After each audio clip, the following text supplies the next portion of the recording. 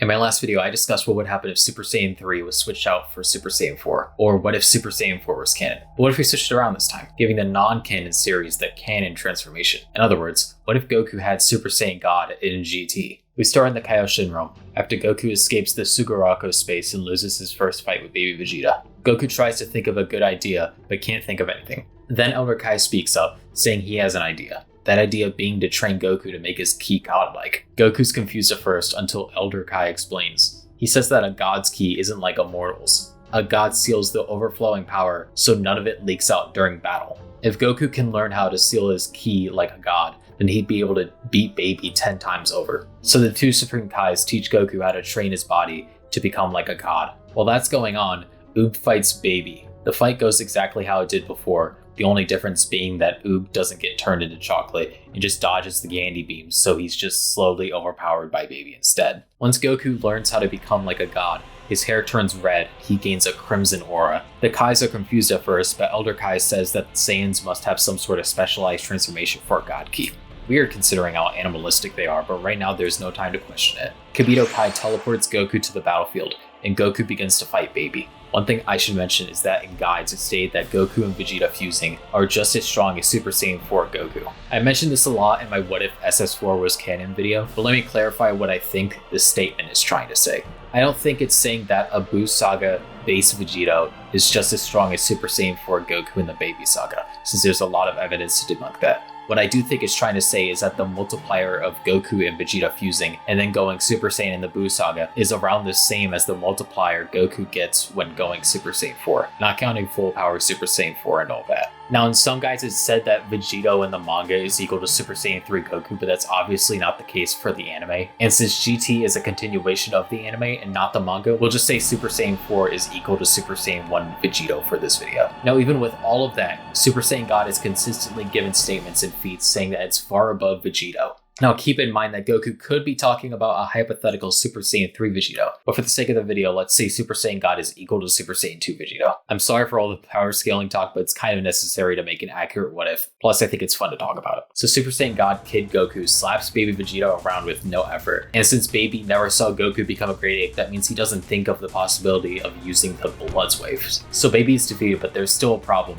What to do now that Earth only has a week before it's destroyed? Goku's only able to use instant transmission as a Super Saiyan 4 because his body is at its peak. With Goku still using his kid body, that means he's unable to use instant transmission. This means some people are still left on Earth while it detonates. However, that's all undone with the Namekian Dragon Balls. With the Baby Saga done, we move on to the Super 17 arc, and not a lot of things change here.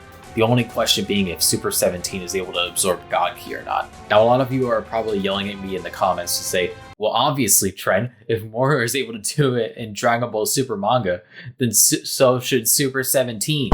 Well, it's not that simple because in the Buu arc, Babidi and Dabura say they aren't able to take Kibito and Shin's Ki, which is God Ki. So you have these two forms of energy absorption, and both of them are saying different things. So would Super 17 actually be able to absorb God Ki? Well, I don't think so, because it's never hinted that Jiro or Mew know anything about God Ki, so I doubt they would make Super 17 have the ability to do that. Especially since Babidi, someone who did know about God Ki, couldn't absorb it using his magic. Even if you ignore all of that and say Super 17 should still be able to absorb God Ki, that doesn't mean he'll know how to use it. It could be like Buu, where he had the God Ki of the Grand Supreme Kai, but he was still able to be defeated by people who are definitely weaker than the Grand Supreme Kai. With all that taken into consideration, I think it's less likely for Super 17 to be able to absorb God Ki than if he could, so Goku easily beats him. This moves us onto the Shadow Dragon Saga, and just like with the last saga, it mostly goes the same.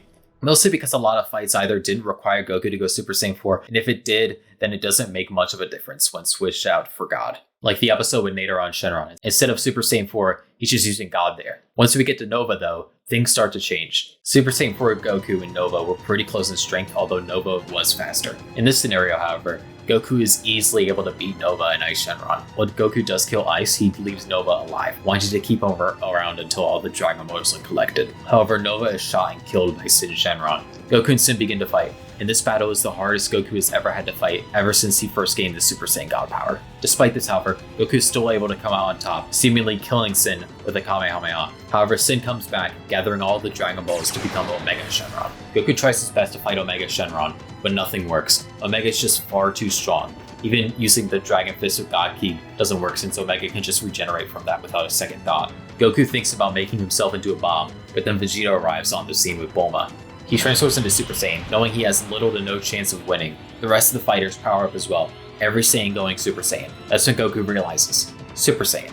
The God form he achieved was completely different from all the other Saiyan forms. Super Saiyan God required him to be calm, while the other forms required emotions. But mastering Super Saiyan 1 also required a calm heart, treating it like his base form. What if this God form was like a base form? What if he could mix Super Saiyan 1 with Super Saiyan God? That's when Goku powers down. Everyone is confused. Omega just laughs, thinking Goku has given up. But Goku is just getting started. Goku starts transforming into Super Saiyan, the golden aura being all too familiar to everyone. But this time, no one could feel his ki. That's when Goku erupts the blue aura. He's combined the regular Super Saiyan form with Super Saiyan God, making Super Saiyan Blue. With this new transformation, Goku easily beats Omega Shenron without breaking a sweat. With Omega defeated, Shenron is summoned, and takes Goku away. From this point on, the story goes exactly how it originally did, with no changes. So our story ends, just like how it did originally, with Goku flying off in Nimbus. If you want more videos like this, you can go ahead and watch my What If Super Saiyan 4 Was Canon video, or you could subscribe and watch more videos like this one. I'll see you all in the next video.